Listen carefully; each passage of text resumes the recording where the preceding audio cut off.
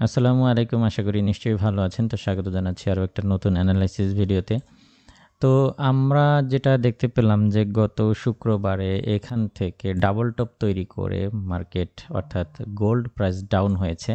আপনারা যদি লক্ষ্য করেন তাহলে অতীতেও এখান থেকে ডাউন হয়েছে, আবার গত শুক্রবারেও এখান থেকে ডাবল টপ তৈরি করে কিন্তু ডাউন হয়েছে। তো নিঃসন্দেহে বলাই যায় যে যেহেতু এখান থেকে একদম হায়ার হাই প্রাইস থেকে অর্থাৎ অল টাইম হাই থেকে গোল্ড ডাউন হয়েছে এবং স্ট্রংলি কিন্তু আমরা দেখতে পেয়েছি যে ডাউন হয়েছে, সেই হিসেবে এটা একটা সেলিং জোন হিসাবে এই মুহূর্তে আমরা আইডেন্টিফাই করছি।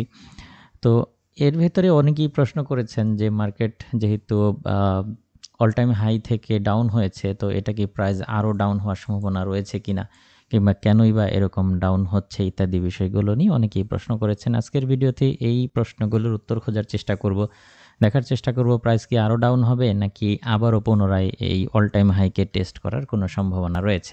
আমরা যদি ইকোনমিক ক্যালেন্ডার দেখি তাহলে দেখতে পাচ্ছি যে আজকের দিনে তেমন কোনো গুরুত্বপূর্ণ ডেটা কিন্তু রিলিজ হবে না।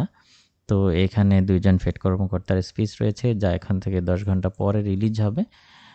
এই দুইটা নিউজ বাদে তেমন কোনো গুরুত্বপূর্ণ ডেটা কিন্তু আজকের ইকোনমিক ক্যালেন্ডারে আমরা দেখতে পাচ্ছি না। তারপরেও এই ইকোনমিক ডেটা রিলিজ না হলেও ভূরাজনৈতিক অনেক ইস্যু কিন্তু পর্দার আড়ালে চলতেছে। বিশেষ করে এই মুহূর্তে মার্কেটকে সবথেকে বেশি প্রভাবিত করতেছে নতুন মার্কিন প্রেসিডেন্টের শুল্ক নীতি।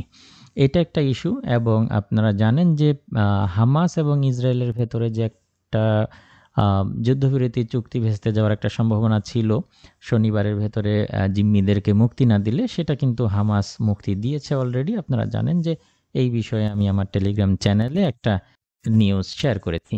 এবং মার্কিন প্রেসিডেন্ট এবং পুতিনের ভেতরে একটা আলোচনা হওয়ার গুঞ্জন চলতেছে ইউক্রেন রাশিয়া যুদ্ধ কিভাবে বন্ধ করা যায় কিংবা শান্তি চুক্তি নিয়ে আলোচনা করার জন্য।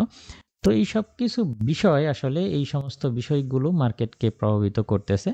তো সেই হিসাবে যেহেতু হামাস ইসরায়েলের ভেতরে যে অস্ত্রবিরতি চুক্তি ভেস্তে যাওয়ার একটা সম্ভাবনা ছিল, সেটা আরও কিছুটা লম্বা সময় কন্টিনিউ করবে বলে প্রত্যাশা করছি, যেহেতু জিম্মিদেরকে মুক্তি দেওয়া হয়েছে। এবং ইউক্রেন রাশিয়া যুদ্ধ বন্ধের জন্য যদি আলোচনা হয়, এটাও একটা পজিটিভ সাইন।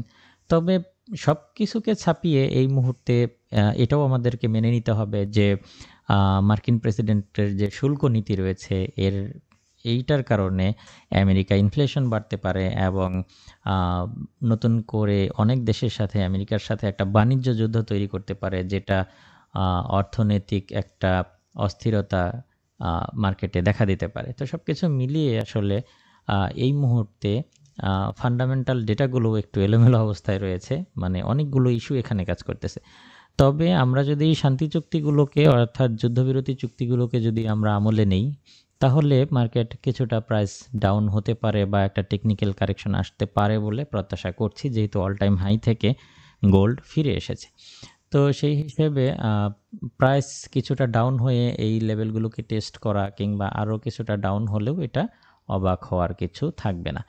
তো মোটামুটি আমরা যদি এই বিষয় নিয়ে আলোচনা করি তাহলে আজকের দিনে আমরা পরামর্শ দিচ্ছি যে আমরা সেল খুঁজতে পারি। এই ক্ষেত্রে আমরা আজকের দিনে যে সমস্ত পয়েন্ট থেকে সেল করতে পারি সেই পয়েন্টগুলো আমি আপনাদের সাথে শেয়ার করছি।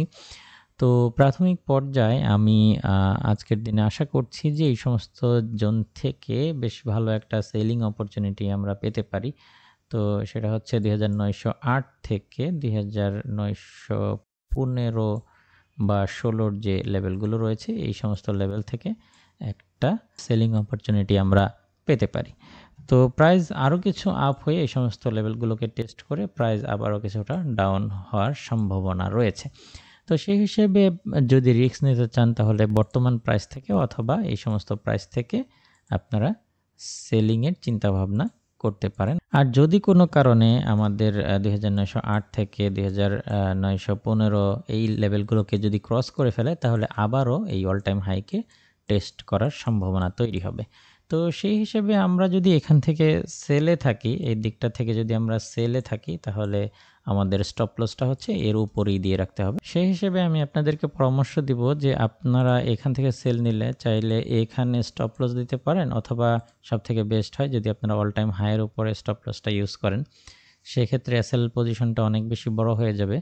তো আমি এখানেই দিয়ে রাখছি, আপনারা চাইলে এখানে এসএল দিয়ে এই সমস্ত পয়েন্ট থেকে সেল খুঁজতে পারেন। এবং আজকের দিনে প্রাইস যদি এই দিকটাকে রেসপেক্ট করে ডাউন হয় তাহলে পুনরায় এই লেভেল কিংবা তারও নিচে এই লেভেলে চলে আসতে পারে। সেই হিসেবে প্রাইসটা এদিকটায় চলে আসলে এই ট্রেন্ড লাইনকে টেস্ট করলে এখান থেকে আবারও কিছুটা বাইং অপরচুনিটি আমরা পেতে পারি।